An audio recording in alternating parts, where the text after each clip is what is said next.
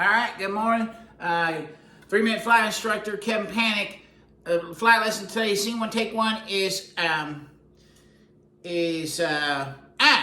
what the heck is it? The air we breathe, the air we fly. Scene one, take one, air we breathe, air we fly, okay? One of the epiphanies I have to say, and I'm in full regalia today in honor of Jim Webb on the Fly the Wing book, okay?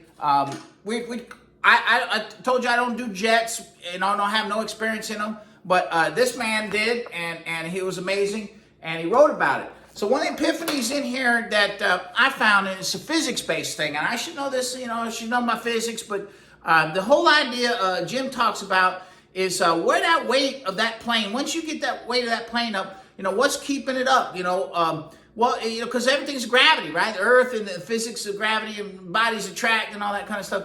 And it says it's a column of air. And there he says, once you get that plane and that wing flying, the weight's being supported on this column of air that goes all the way down to the earth. So you're being supported by the earth, right? You just got this air as your ladder, right? And it's pushing down on the earth, but now it's distributed throughout. So that air distributes. So, and he's talking about the idea of air as a fluid, like water. Well, water's incompressible.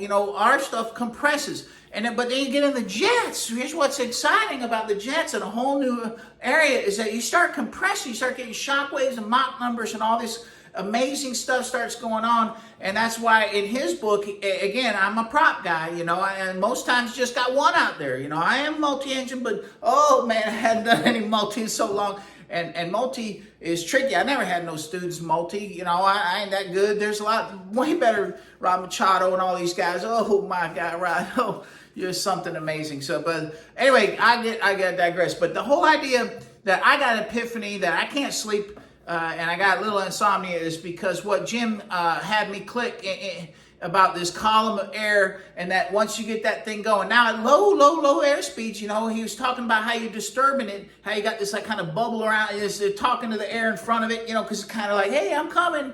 And but then when you start getting that shock wave, that plane, they ain't talking to the air out in front anymore, because that wave right up against you, you're going fast as they're talking, because everything's limited by the speed of sound, in this fluid we have.